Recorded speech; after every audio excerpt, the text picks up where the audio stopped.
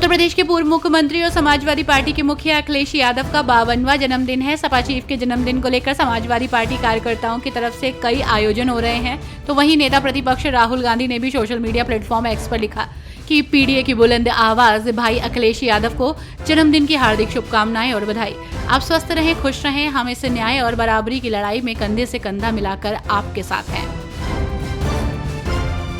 Samajwadi party के मुखिया और पूर्व मुख्यमंत्री अखिलेश यादव का जन्मदिन बड़े ही धूमधाम से मनाया जा रहा है। एक और जहां सपा कार्यकर्ता और समर्थक पार्टी मुखिया के जन्मदिन को उत्सव के रूप में मना रहे हैं, तो वहीं दूसरी ओर इस मौके पर पार्टी एकजुटता भी देखने को मिली। यहां तक कि इस मौके पर अखिलेश यादव को भविष्य का मुख्यमंत्री भी बता दिया गया। शिवपाल यादव ने अखिलेश को आने वाले समय का मुख्यमंत्री बताया। दादरपुर कथावाचक प्रकरण को लेकर मचा सियासी बवाल अब समाजवादी पार्टी के अंदर भी दरारें पैदा करने लगा। पार्टी के ही वरिष्ठ नेता और प्रदेश कार्यकारी सदस्य मनीष यादव ने समाजवादी पार्टी की नीतियों, नेतृत्व और जातिगत प्राथमिकताओं को लेकर कड़ी आपत्ति जताई। उन्होंने पार्टी को प्राइवेट लिमिटेड कंपनी बताते हुए कहा कि आज पार्टी में सिर्फ एक ही व्यक्ति यानी अखिलेश यादव की ही चल रही है, जबकि राजनीति सर्व समाज को साथ लेकर चलने से ही सफल होती है। आगरा के थाना किरावली क्षेत्र के कस्बा बीढ़ापुर के मुस्लिमों ने ताजिया नहीं दफनाने का बड़ा ऐलान कर दिया है। मुस्लिम समाज के लोगों ने कहा है कि करबला जाने वाले रास्ते पर जल भराव की समस्या है। अनिश्चितकालीन धरने पर वो बैठे हुए हैं और ये धरना आज भी जारी है।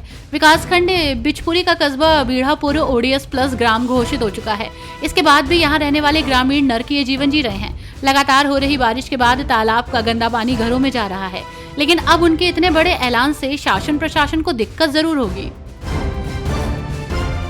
अब बागेश्वर धाम के पंडित धीरेन्द्र कृष्ण शास्त्री को भी अखिलेश यादव ने अपने निशाने पर ले लिया है। प्रेस कॉन्फ्रेंस में अखिलेश यादव ने कथा करने वालों की फीस की बात की और कहा कि कई कथावाचक 50 लाख रुपए तक लेते हैं।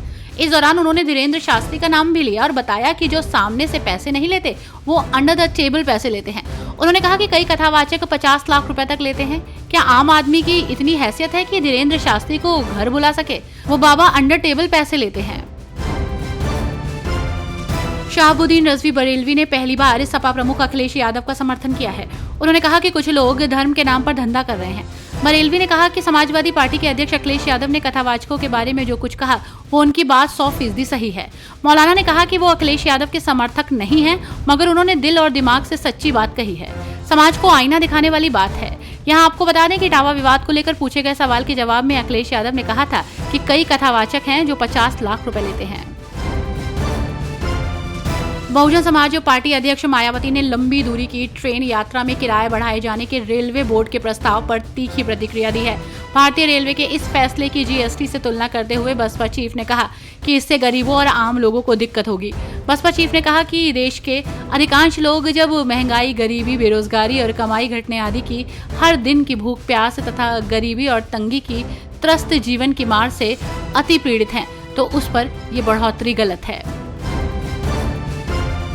उत्तर प्रदेश स्थित उन्नाव जिले के मौरावा कस्बे में ईरान के सर्वोच्च नेता अली खामेनेई का पोस्टर लगाए जाने के बाद उस पर विवाद हो गया। स्थानीय लोगों की शिकायत पर पुलिस के हस्तक्षेप के बाद पोस्टर हटा दिया गया। मुस्लिम संगठनों, ऑल इंडिया शिया पर्सनल लॉ बोर्ड और मजलिसे उलेमाए हिंद ने खामेनेई का पोस्टर हटाए जाने पर नाराजगी जताई है। प्रयागराज में भीम आर्मी वालों द्वारा किए गए बवाल के बाद अब कांग्रेस प्रदेश अध्यक्ष अजय राय ने उत्तर प्रदेश सरकार पर कानून व्यवस्था को लेकर निशाना साधा। आपको बता दें कि एक बातचीत के दौरान अजय राय ने कहा कि प्रदेश की कानून व्यवस्था को नियंत्रित करना सरकार की पूरी जिम्मेदारी है, लेकिन प्रयागराज में चंद्रशेखर आजाद को रोकना नहीं चाहिए था। उन्हें कौशाम्बी के उस परिवार से मिलने देना चाहिए था। हम भी अपने सांसद के साथ वहां पर गए थे, पूरा सहयोग किया गया, लेकिन सरकार द्वारा इस घटना को जानबूझकर प्रोवोक किया गया है।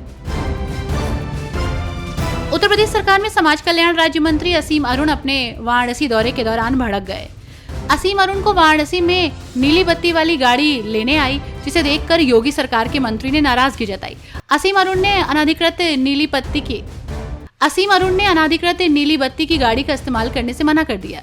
यही नहीं, असीम अरुण ने इस मामले की जानकारी पुलिस को दी और अनुशासन की मिसाल देते हुए इस पर उचित कार्रवाई की मांग भी की।